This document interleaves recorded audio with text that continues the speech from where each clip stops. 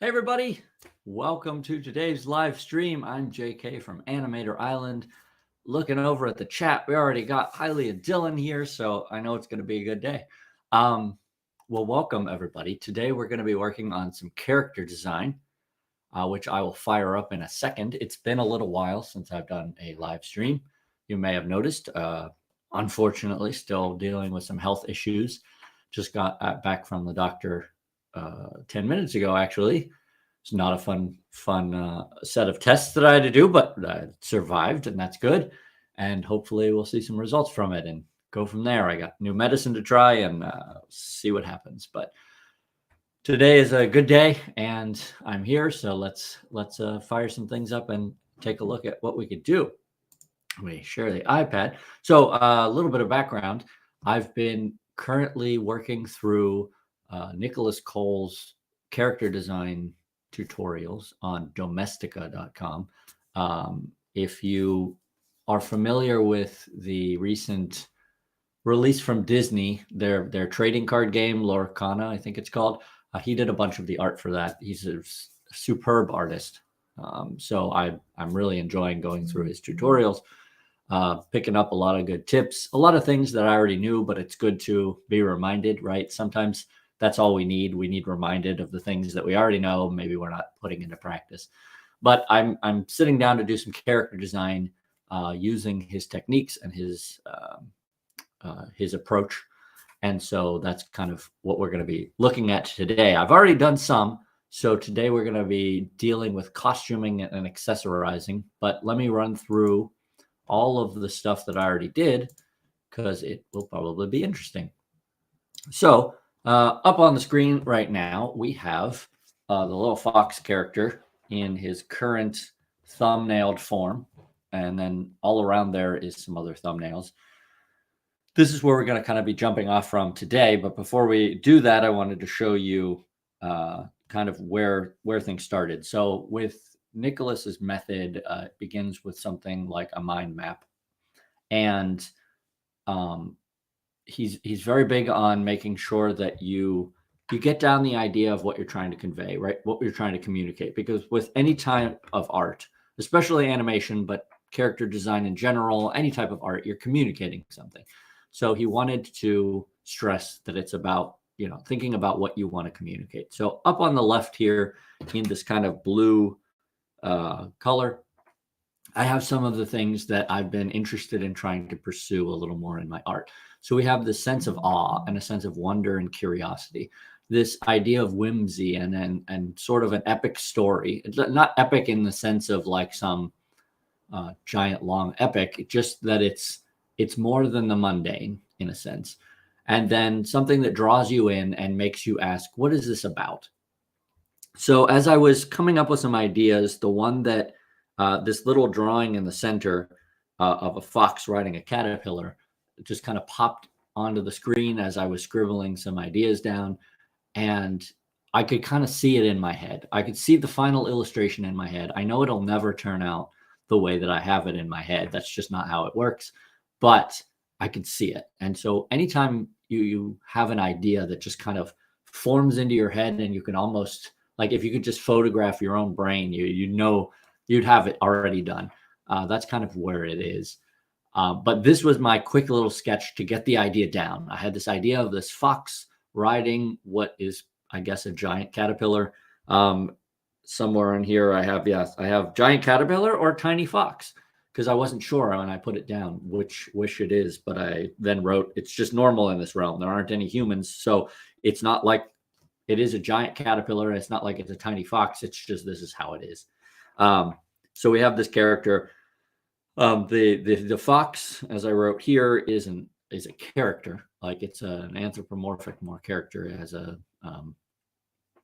has a sense of rationality and reason to it. And then the caterpillar itself is more like a horse. It's a fox, or it's an animal.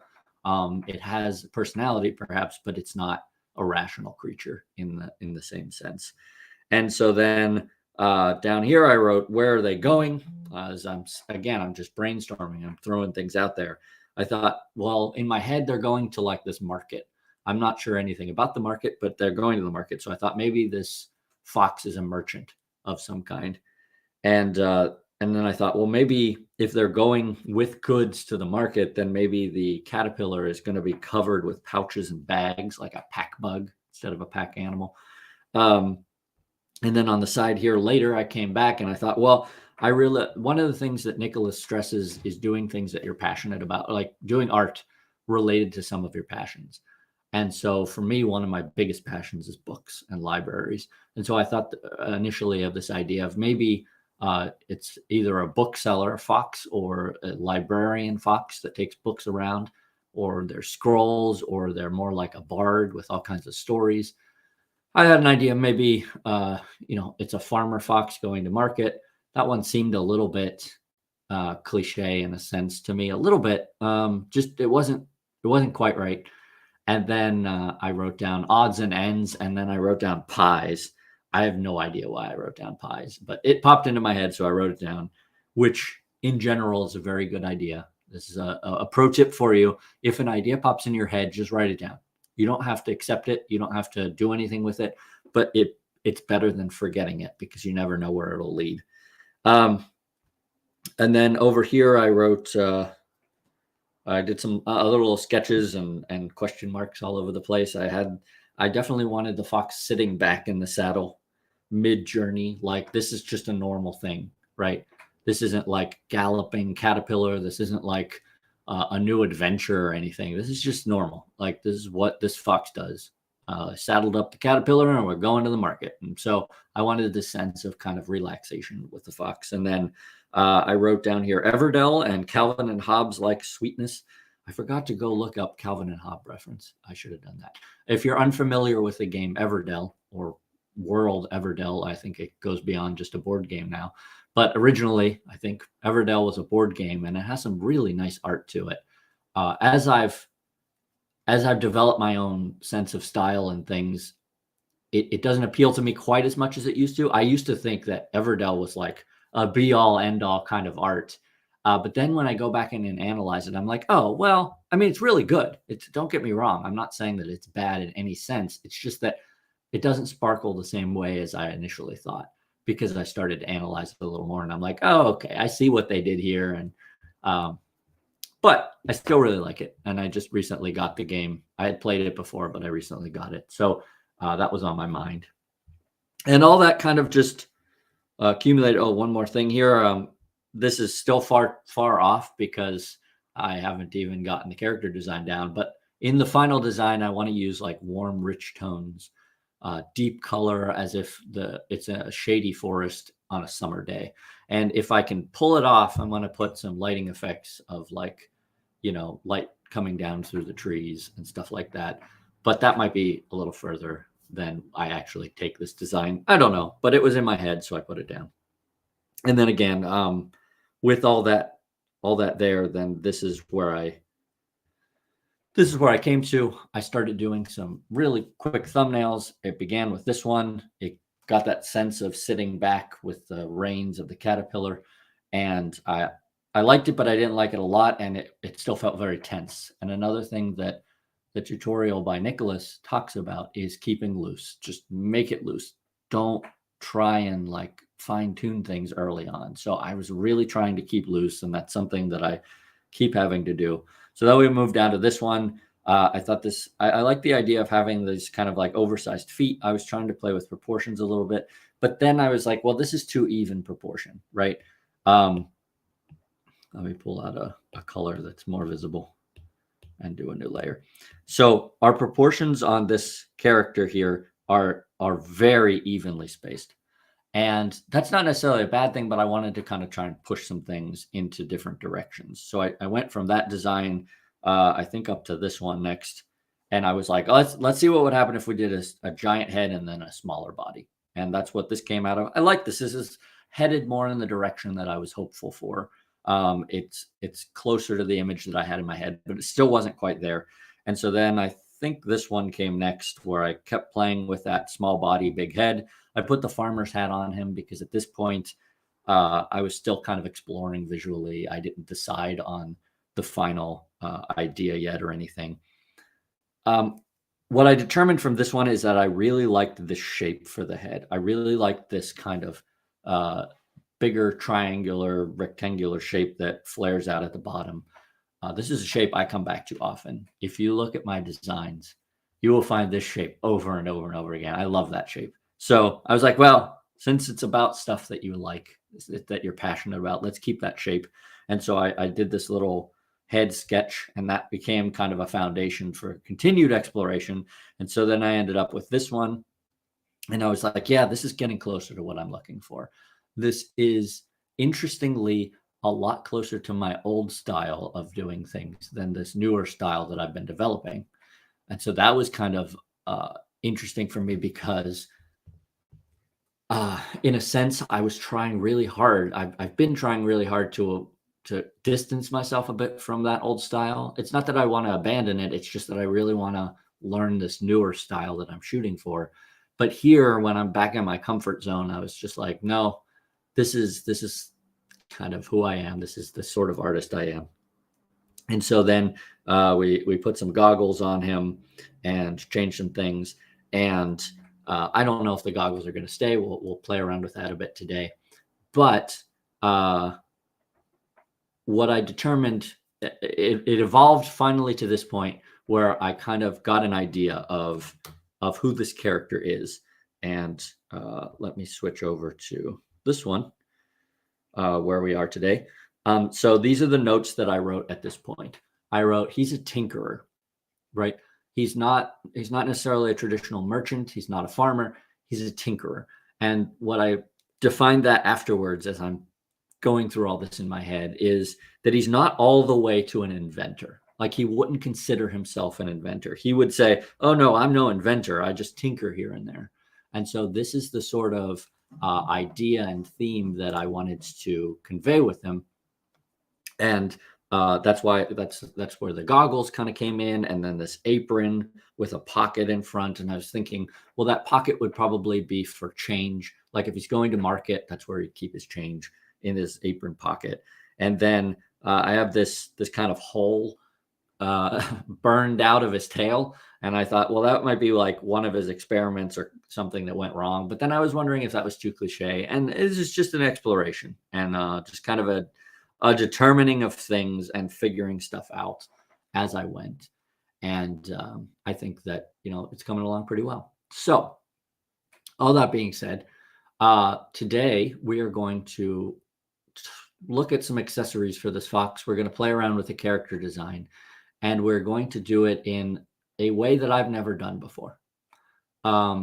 Because this is something that this was novel to me. As I said before, when I was watching a lot of Nicholas Cole's tutorial videos, much of what he said is stuff that I would tell you guys and teach. But there were some things that I had never heard before. And that's the beauty of learning from other artists. No matter how far along you are, even if you're also a teacher, it's really useful to continue to learn from other artists. And so this is what he said. He said, when doing a character design, one of the exercises that a teacher gave him when he was younger was to say, if you can show what you're trying to convey in just a T-pose, right? And everybody knows what a T-pose is, I assume, but if not, that's okay. A T-pose is when you're designing a character and you just have them kind of posed out in no pose. Like this is where you would build the character and figure things out. It's usually used in 3D more than 2D, but can be used in 2D too.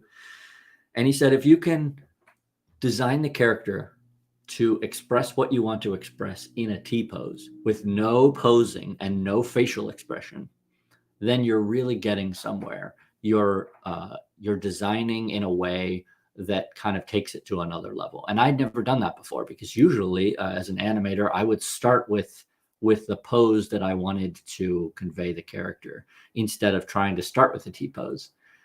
So this is new to me. And obviously I've done some thumbnails, but I think this is going to be really interesting. So we're not going to put the face on him. We're just going to talk about accessorizing, and we're going to talk about costume design and things like that. And we're going to see how that goes. And so I'm going to copy and paste this kind of bare bones, nothing silhouette sort of T-pose of the character. And then we're going to go through and we're going to just kind of try a bunch of stuff and see how it goes. So let me figure out how to go about doing that. All right, so that's the original T-pose, and I think this one, okay. So that's one we'll save for later. Let's get rid of that. Just gonna have to do some cleanup here real quick.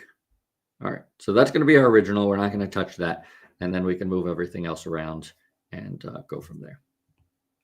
And if anybody has thoughts, as I'm working on this stuff, feel free to share if there's something that you can think of that would lend itself to this idea of the character that I've just described to you. Happy to have thoughts on that. But real quick, I'm going to just make a bunch of these, and let's say we're going to go through 6 of them together today, as long as I'm feeling up for it. and then we'll see how it goes. That okay. And then in the future, I will go back and work on the caterpillar and stuff like that. But for now, we're just gonna work on the fox. Okay.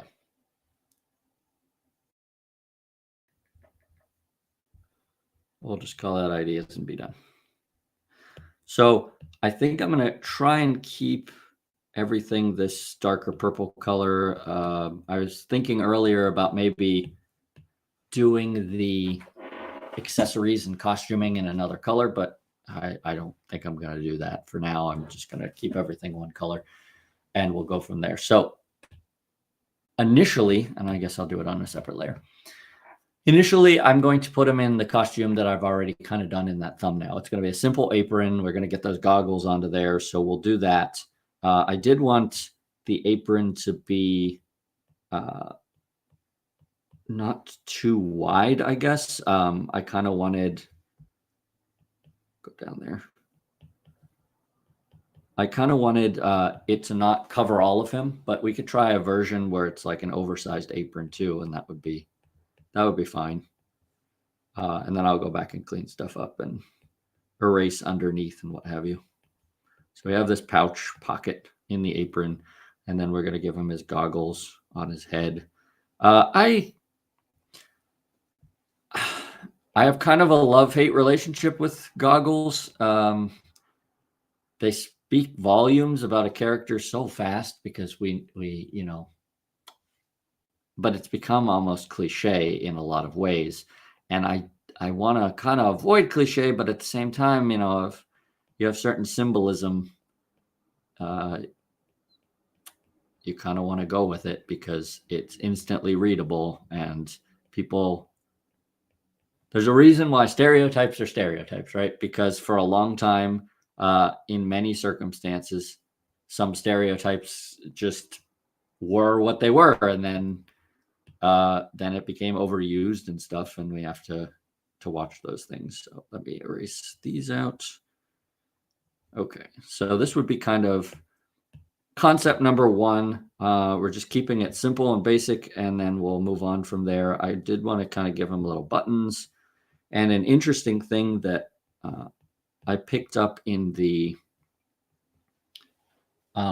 tutorial that I was watching is this idea of tailoring things specifically to the character. And so in that course by Nicholas, he took buttons on the character that he was making and he turned them into shapes that lent themselves to that character and to the character design. And it was really interesting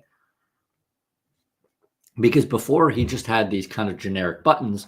And then after that, he had these super cool buttons that look like they should have been there and it fit the character well. So it may be that if I come back to the goggles, I'm going to do something to them that's going to fit this character better. And the same with the apron, right? Right now we have just very generic goggles and apron. It does what it needs to do. And I'd be pleased with this kind of a character design. It's similar to what I have in my head. But let's see if we could take that and we can move it around and do some different things with it. So I'm going to scoot over to the next one with those things in mind. And I'm going to just play with proportion right now. And this is another thing that recently it kind of was an idea that popped into my head. I'm sure I've heard it a million times, but for some reason it just crystallized. And it's this: if you try to do everything all at once, you're going to get overwhelmed. And so I started a list for myself, and I don't have it here. I should have had it available, but I started a list for myself that just had different elements of a design. So for example, proportion, size, contrast, color, different things like that. And what I started trying to do for myself is to go through each and every one of those things one at a time. So I'm not trying to change this character's proportions and work on color at the same time. No, I'm just going to focus entirely on one thing. And that way you don't get overwhelmed. And I found that it can be pretty useful. Highly asks, where was this tutorial, or what was this tutorial again? Is there a link? I can post a link in the description below after we're done here. It is via a website called Domestika that does a bunch of very high quality art tutorials.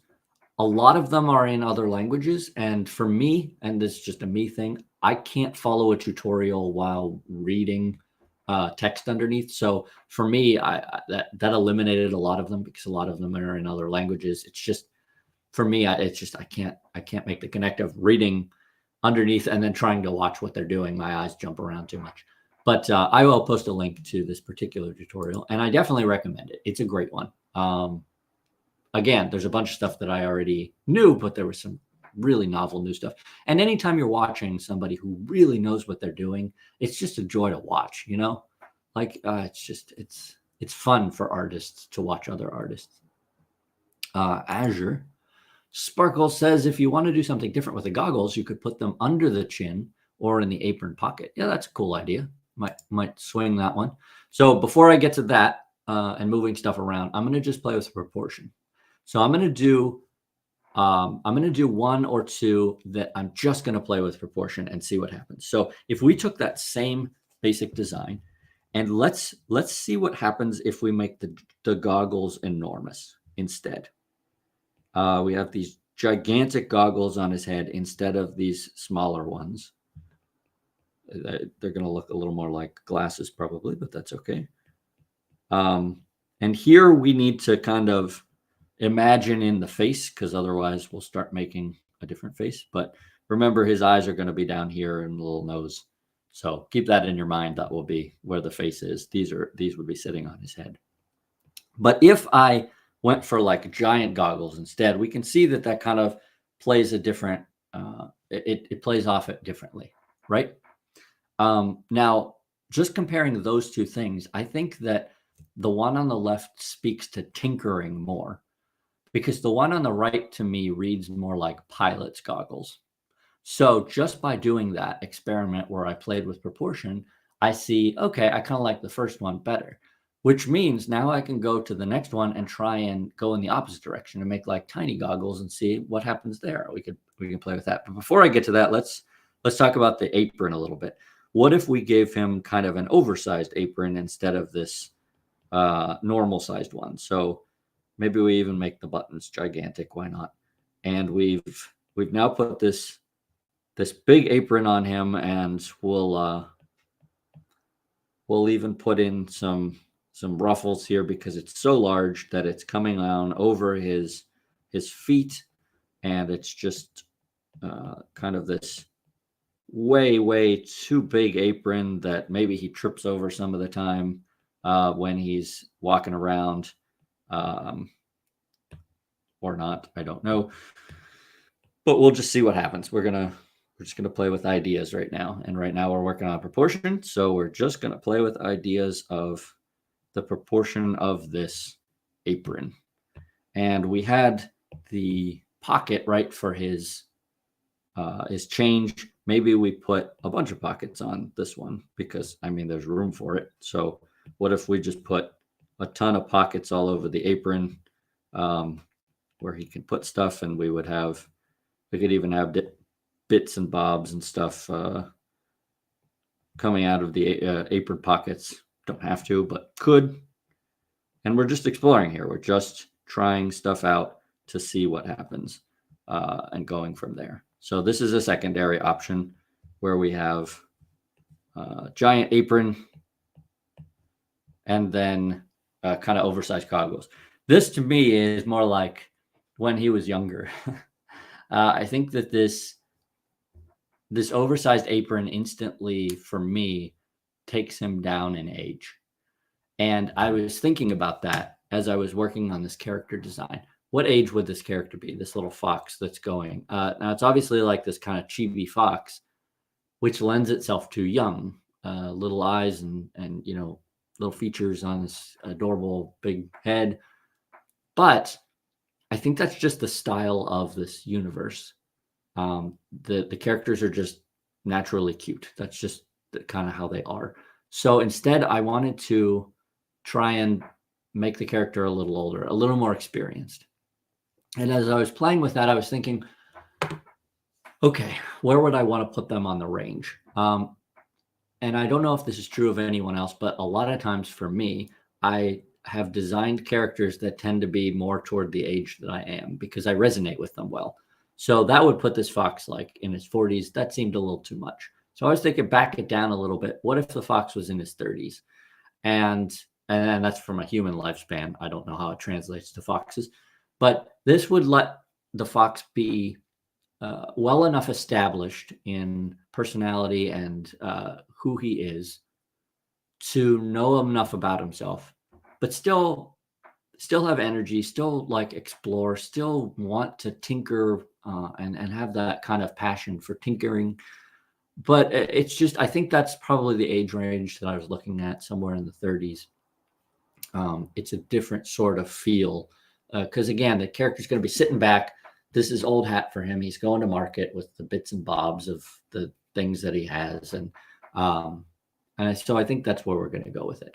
Because of that, this oversized apron is not going to work because for me, this oversized apron says either very young and it's too big for him, or very old and he's just so good at stuff that he has everything and knows exactly where everything is.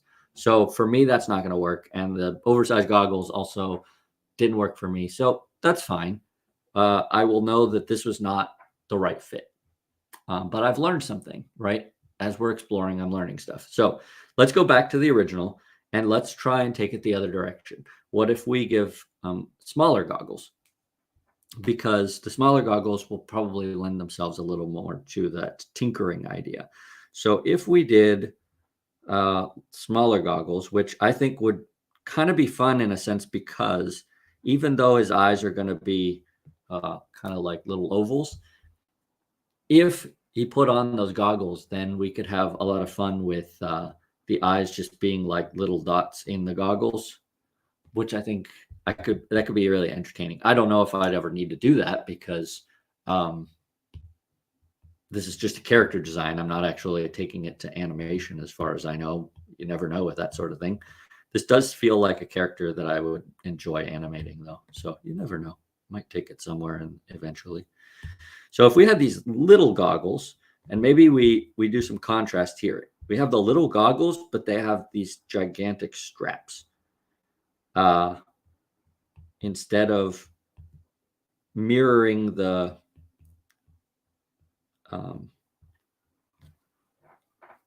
sorry, I'm thinking while I'm trying to talk and stuff like that. Something right here doesn't work. So let's remove this middle bit and turn that back into the proper proportion for the middle bit. But maybe the side straps are really kind of enormous comparatively to this little tiny strap that's holding the goggles together. So maybe we have something like that. And then he lowers the goggles. As I'm doing this, I'm thinking, well, I kind of like that idea of the small goggles in a sense. I don't know if it reads as well, but I kind of like the idea. So maybe I play around with that a little bit more.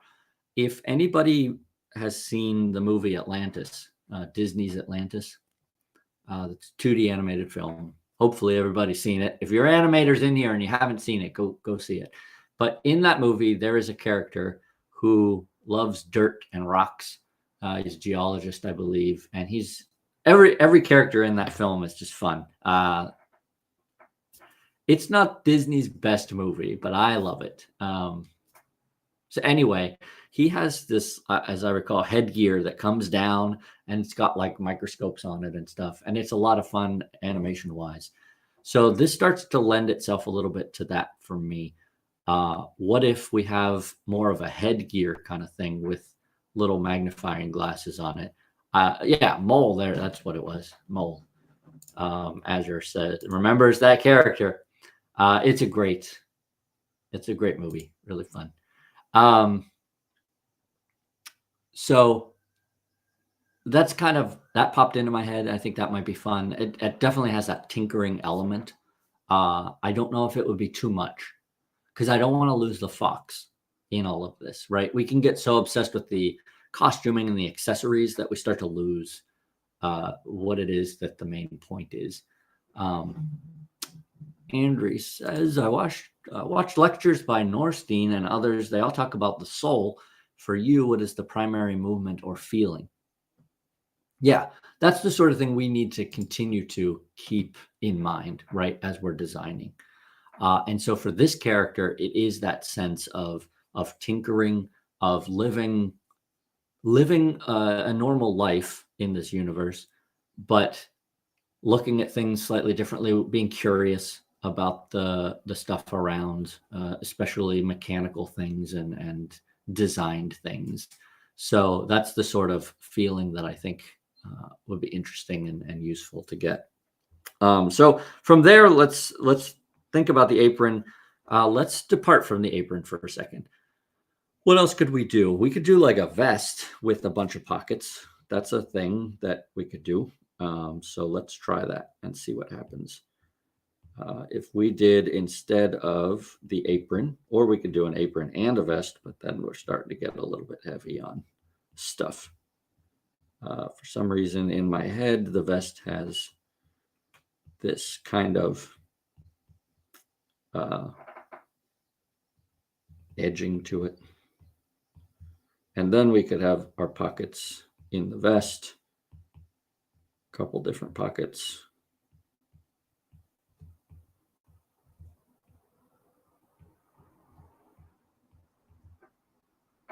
That might be an option. Maybe do we tie the vest?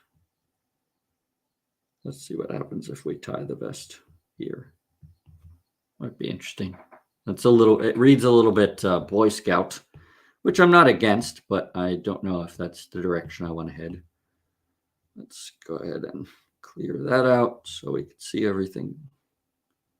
We're changing the shape slightly, but that's okay. I'm not against changing shapes at this point. So this is interesting to me. So this one feels to me more towards the direction than the last one, right? This last one, there were just issues and it didn't work for me. This one feels more toward that. And I'll tell you, the vest for me reads kind of like Emmett L. Brown of Back to the Future. For some reason, that just kind of resonates with me. And so I was thinking kind of like white lab coat. Do we want to put him in a white lab coat? But then again, we go too far toward scientist and inventor. And that's not what I'm looking for. I want him to be self-made. I don't want him to be super well learned. He's more of a person who would take something apart to see how it works. And then maybe he doesn't get it back together. And he breaks a lot of stuff. I don't know, but it's not all the way to inventor. So I don't want to go any more science-y than this. And maybe that also would be too much in the headgear. I'm not sure. But I think just from this, I'm thinking I like the apron a little bit more. The apron lends itself more towards what I was kind of thinking. But we're coming along. So let's depart from those. Now we've kind of played with proportion of what we already had a little bit. Let's depart from that a little bit and go down here and try something different. Let me scroll up. Oh, so right. So we had this suggestion. What if we put the goggles under the chin or in the apron pocket? So let's think about that for a second. Right now we had the goggles where the goggles would go, right? You slide them up and you slide them back down. Instead, we could have them hanging around the neck or, under the chin or something like that, or in the apron. What if we put, I'm going to just try something. I don't like it already, but I'm going to just try it because it's important to try stuff. What if we put the goggles askew on his head instead of where they belong? So we have the goggles kind of reaching around there and then looping back like he tossed them onto his head before he left because he was running late or something. But then he's already on the journey, so I would think that he'd fix them, unless he forgot about them, because he could have forgotten about them. The nice thing about this is it adds a little bit of asymmetry, which I'm not against. So maybe there's something there, even if I don't end up with this particular idea. But if we went this direction the rest of the way, what we could do is have the apron also be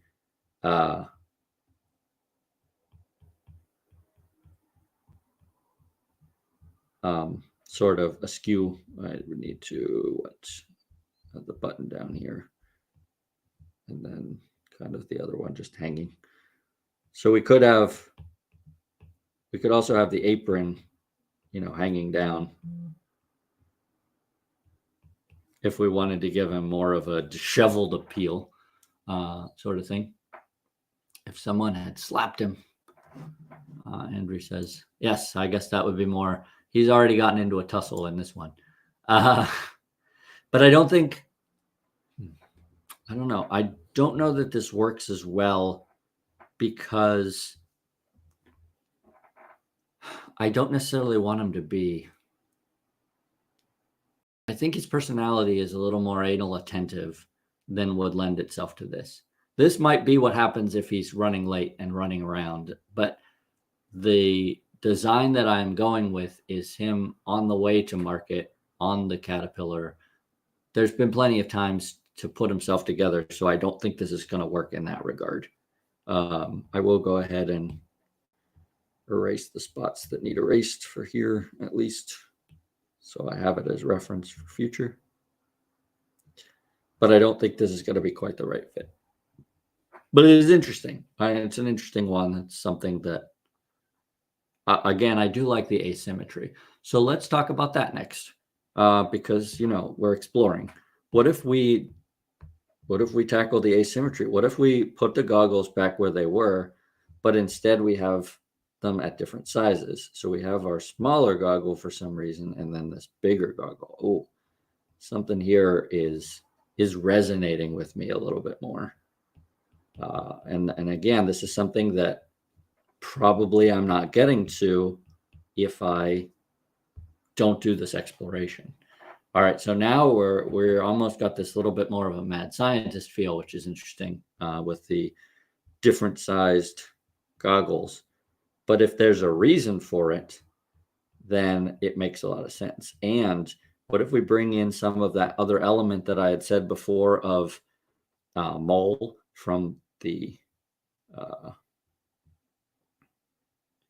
from Atlantis? What if we put like a third middle-sized one off of the first one, where now he has alternate options. We can slide stuff down and move things around a little bit. In which case, I think we need to make this one bigger for emphasis. And then we can clean that up later if we need to. But this is all staying rough, staying loose. But this is kind of an interesting idea that we'd have. I kind of dig that. It's different. It's not something, again, that I would have thought of previously. So I don't know how I feel about that. Again, it lends itself a little more sciencey, but also it's got this off-kilterness that I think it makes sense as tinkerer. I don't hate that. I don't know if I'd go with it, but it's an interesting idea. Okay, so we've got this asymmetry going. I think I'd like to keep the apron symmetrical and tailored in a sense, because he made the headgear himself. That's what's coming into my head. He made it himself. This is homemade. But the apron, I don't think he did. He's not a tailor. The apron came from somewhere. So the apron is his because it's well loved and well worn, and it suits him for what he needs to do, but it's not something that he made.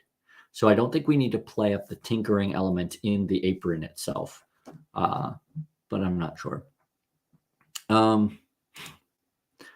Andrew says, in this position, I would lift my ear, although you know better.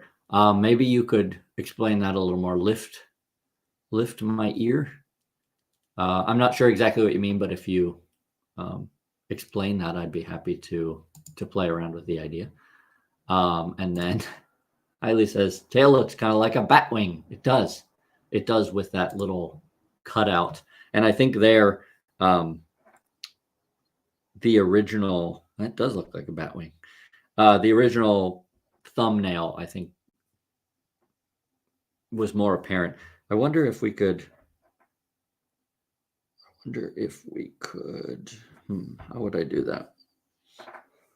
All right, well, I'm going to add myself. Let's continue with the accessorizing, and then we can get to the tail after that, because the tail is going to be kind of its own beast, I think. So going back to this, I do want to keep the apron to be somebody else's creation, something else a little more tailored. What if we put it down a little further? That would probably loan itself to being more apron-like. Oops. If we did that and we brought it down, I think I like it. I think I like it brought down past the bottom of his torso, because to me, that kind of says that that it's more apron than like. Well, no, I guess aprons like it. It lends itself to me more like a blacksmith's apron than a chef's apron, if that makes sense. So let's try that. Let's put it down a little bit, and then instead of the buttons, we could put on some clips, because that's how you would adjust the apron, right? So we'd have kind of these little clips in here instead, and I think I like that better than just buttons, because buttons make it feel more like overalls, and this would make it feel more like an apron in that regard. We have to decide if we're going to have it go around as well, or if it's just kind of an over the neck. I think I like it just over the neck and not really tied all the way around him, but I'm not sure. We can play with that later. I'm not really super concerned with that. And then let's add back in that big pocket, because I'm thinking instead of multiple pockets, we would just have one big pocket. I think that's the way we're going to go with it. So let's get rid of that. We'll go up here and erase this bit so that it's on top. Okay. All right. So now I think we're coming along to an interesting place. I think this exploration has helped. I'm digging this headgear more and more. So I think that would probably be the direction that I would play with it a little bit more. I like the almost mundaneness of this original now after the fact, but with the kind of zany headdress, I just like that. And then I think I still like the original apron best. It was the simplest and plainest solution, but I think I still like it best. We can play with it a little higher or lower too and see how that works. But that's what I'm leaning towards. So for the last one, what I'm going to do is take the elements that I like from the others and see what happens. Whoops, hang on. So Andrew says, ask who he is, a candy seller or just a fox looking for a carrot. So if you go back afterwards, after the live stream is over, the recording will be up on YouTube and other places, so you can see the whole story. I started it out in the beginning, but to just recap a little bit for anybody who came in late, this character design is for this kind of tinkerer fox. He likes to tinker. He's not all the way to an inventor. He's just kind of, he figures things out as he goes, and he is riding his what is oversized to him caterpillar to the market. Do I have that one on here somewhere? Let's turn those off for a second. Is this one? Nope. I don't have that one on here. I have to go back to the other file, but that's fine. We'll go back for a second to the other file.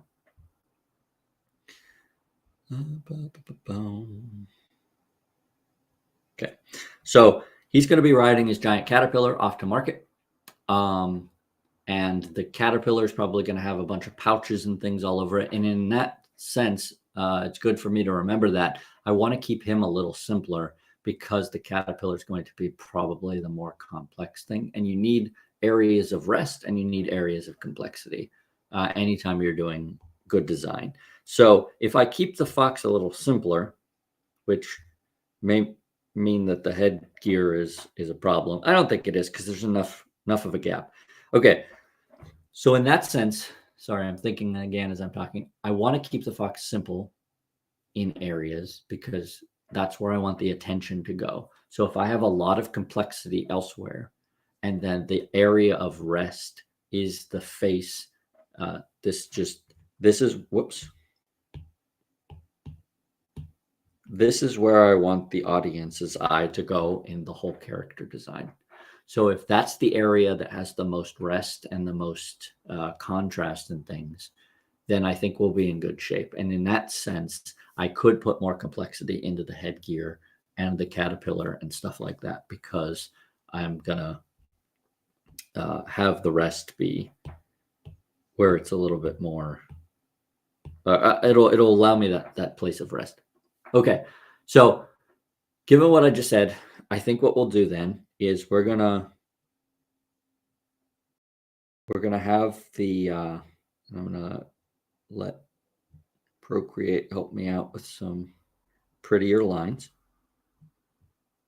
We're gonna have the goggles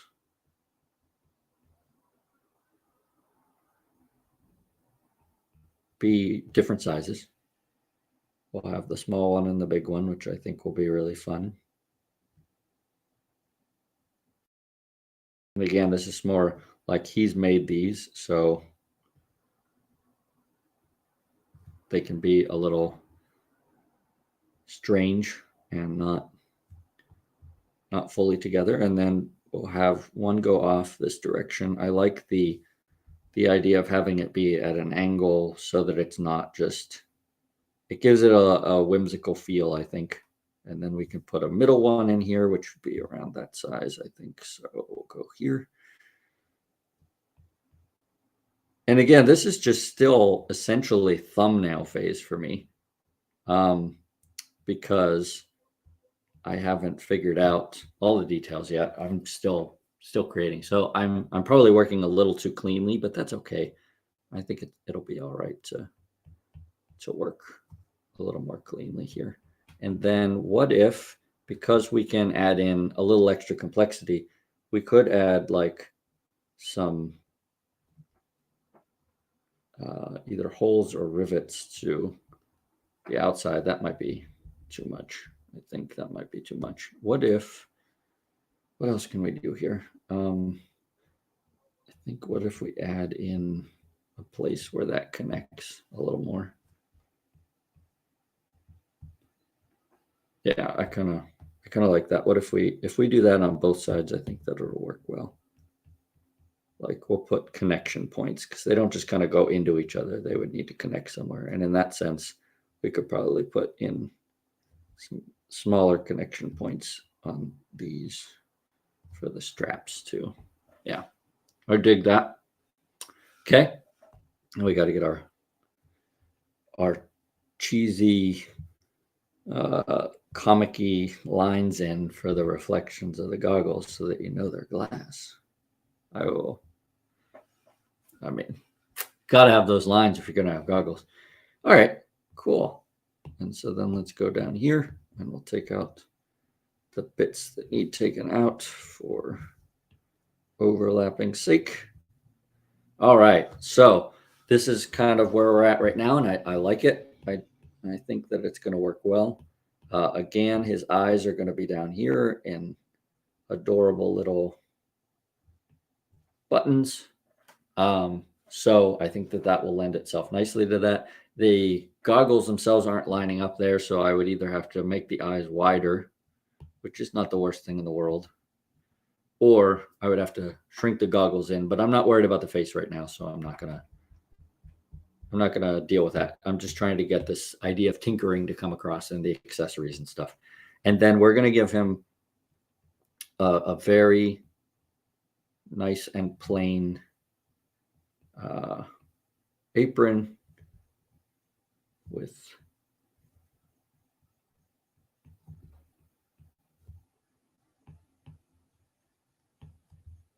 go down here. And then do I want it this way? I could do it that way.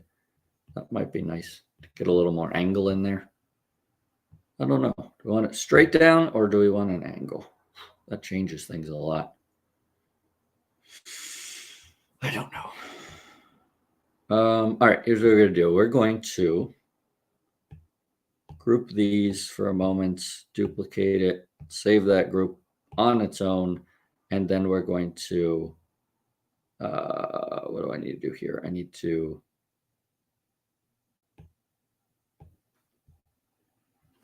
Sorry, trying to figure out how I want to do this. I would like to try both versions. So we're gonna erase that. No, I need to combine and duplicate. All right, so we're gonna combine this. Then we're going to erase this. Live and in action. And then we're gonna copy that over here. Okay. So now I have that and I can just work on trying two versions of the apron. So in this version, I'm going to take that out. This version is going to be a straight apron, which I think again lends itself a little more to blacksmith, which I kind of like. We'll get rid of this. And then the other version will have be like a curved or an angled apron. So we'll come down with these lines this way, and then we'll bring it around the bottom. And we'll see which one we like when we put them next to each other. I think the other really neat thing about this is that, you guys are seeing all of this being done live, but most of the time, this is what character designers would sit and do for hours on end, and you'll never see any of it, right? So if you're working on character designs, keep that in mind, that for the most part, most of what you work on is never going to be seen by anybody else. So by all means, try stuff, experiment, do things. But that's okay because you're just progressing towards something. You're trying to figure stuff out. All right. So, now we have to deal with, oh boy, we got a lot of options with the apron. Because I was just thinking it could also have a curved neck, and then it also could have like a little V out of the neck. There's a lot of possibilities here, so we're going to have to deal with them all. All right. Well, I'm glad we made that other layer then, because we're going to need it.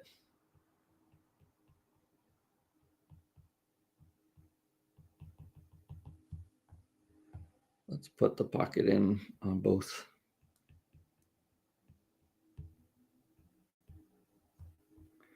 All right. So of these two, we're going to just focus on those two for a second. I'm going to look up at the screen and step back because I'm going to try and flip my eyes back and forth between them and get an idea of which one fits better the character in my head. And for me, I like the design of the right one more, but the one on the left with the straight edges fits the character in my head.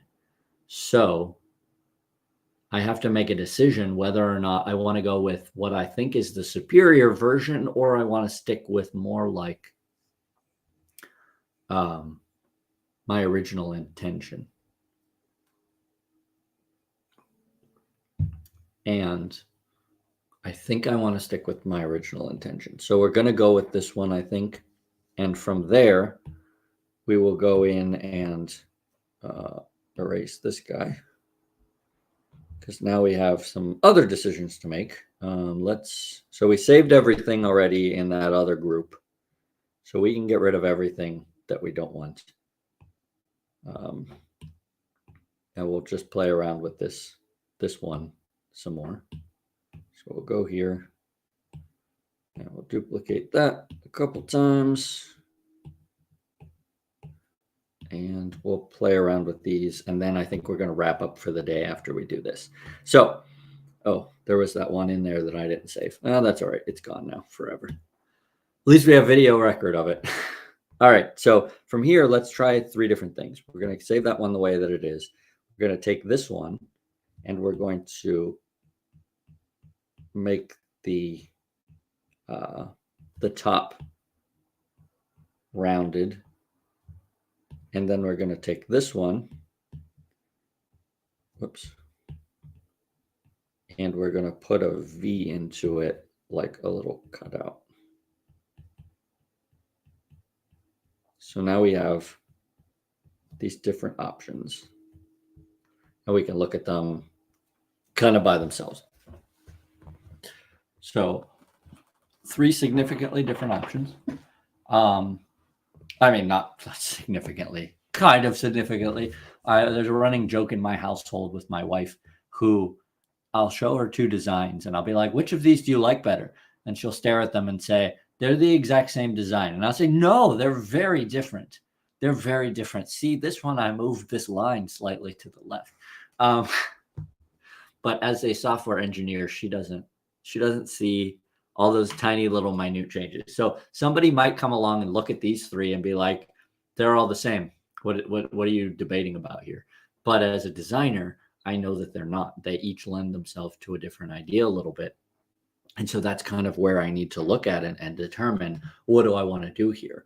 So from that perspective, I think I like 2 and 3 a little bit better than 1, I think. And I'm kind of digging how this V mirrors all of these pointy aspects of the fox. And I think that gives his apron a little more of a him vibe, right? And we talked about that before, where we want to tailor things to the character, whoever they are. And so having this little V shape in there, it adds another level of complexity, which that part is, I'm not 100% sure about. Because I think that this one will read the face better. It will loop around and bring you back to the face, whereas this V points downward and takes you away from the face in a sense. So that's iffy. That makes me hesitate a little bit. But I think at the very least, I think we can eliminate that one, and we'll deal with like A and B here. A and B. And we'll determine. That will help to determine what we got. I have to pause for 1 second because I'm getting a phone call from the one person who I will answer. 1 second. Hello. What's up? Oh, I am on a live stream. There's only one person I would answer for, and it was you. All right. Talk to you a little later. Bye. That was my wife, who is currently working at a barbecue booth at a rib festival downtown because she really likes barbecue, and she found a local place that was willing to take her under their wing for a festival and show her some of the ropes, and she's very excited about it. But she was just calling to say hi, so I will call her back later. All right. So anyway. I think we're kind of getting at the point where we're wrapping things up anyways, but I think we've narrowed it down, or I have, to A and B here. I think this is the costuming and the design that I want to go with. As we talked about a little bit before, the tail being Batwing-like, I think will resolve itself in the final design because it's not going to be sticking out straight like that. It's going to be more up and down, I think. So I think we'll be all right. To leave it that way for now, but I'll keep tinkering with it, and we'll go from there. So cool. Well, let me shrink that down and make that up. Hopefully that was enlightening. We have another question here in the chat, so let me run over to do that. How do you work with the director? Does he bring you his sketches, or do you offer your ideas? So every director is going to be a little bit different in that regard. And it's kind of a thing that you gain experience, and also you get to know individuals, right? You'll get to know them, and you'll get to understand how they work and how they want you to work and things like that. And it's the same is true with almost any manager of that sort. You know, anybody who's got the big picture in mind is going to want different things from you based on their own personality. Some people definitely want you to follow their vision in a certain way, and they would probably come to you with sketches and be like, I want it like this. Just, add your own touches. And then other ones would be like, just, give me what you got, and then we'll talk about it. So anytime you're working with a director, you need to get that idea of what they're looking for. And you figure that out as you go. Most of the time, directors are going to be open enough to working with you to figure that out with you, rather than, being like, this isn't what I wanted, you're fired. So you just kind of need to to learn about them and their style of working and stuff like that. And it also it matters on the size of the production too, to be honest. If you are working with just a couple people, then you're probably going to have a lot more say, but not necessarily, depending on your role. And if you're working on a giant production, unless you've been around for a while and you're highly esteemed, then they probably don't want your opinion quite as much as if it's either a smaller production or they brought you on just for your designs and things like that. It says, imagine getting fired for having a rejected design. Yeah, it's a funny thing until it happens, because honestly, and it's very rare, so don't fret about it. But I've seen situations where something that I would never have thought would trigger someone going off a project suddenly was, and it was weird. You don't want to be on those projects anyway, so it's okay if that happens, because it's like, that's too touchy. I was going to say also, regarding the director thing, I'm currently working with Ferdinand, or we kind of put it on hold because of my health stuff, but we were working on this animated short, which you've probably seen him working on designs in the other live streams.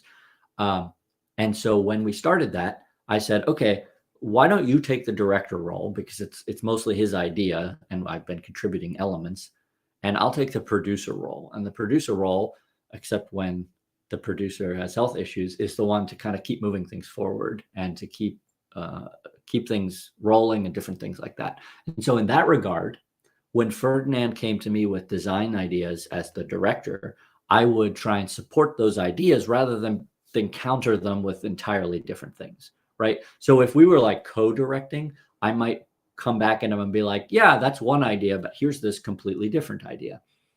But as the role that I've taken in that project, my goal is to support him and to try and keep pushing him to the vision that he has, if that makes sense. So in that sense, it's again, you need to know your director and you need to know your position within the production.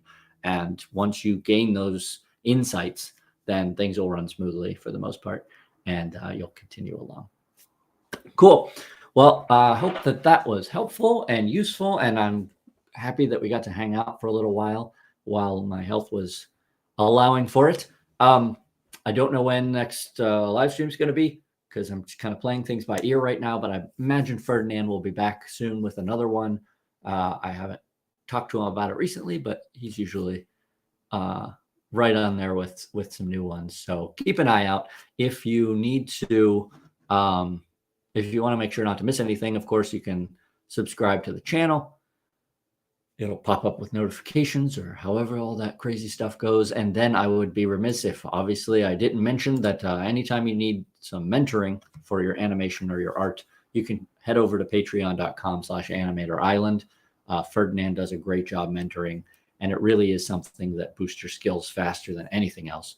Although I'm always happy to have you come hang out with me on the live streams and hopefully gain some insights there. One last thing, as I mentioned, I will do my best to right now, as I close this down, put the link to Nicholas Cole's Domestica course onto the description of this video. So if you wait a few minutes, it should be updated shortly, and you can check that out. I definitely recommend it.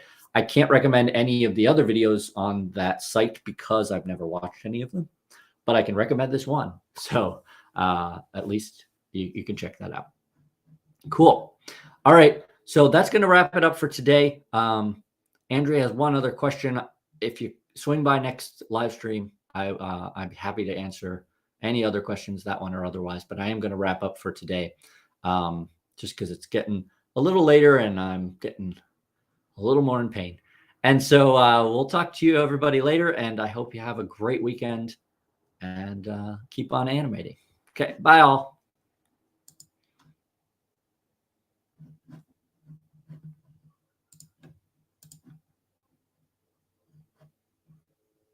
Mm-hmm.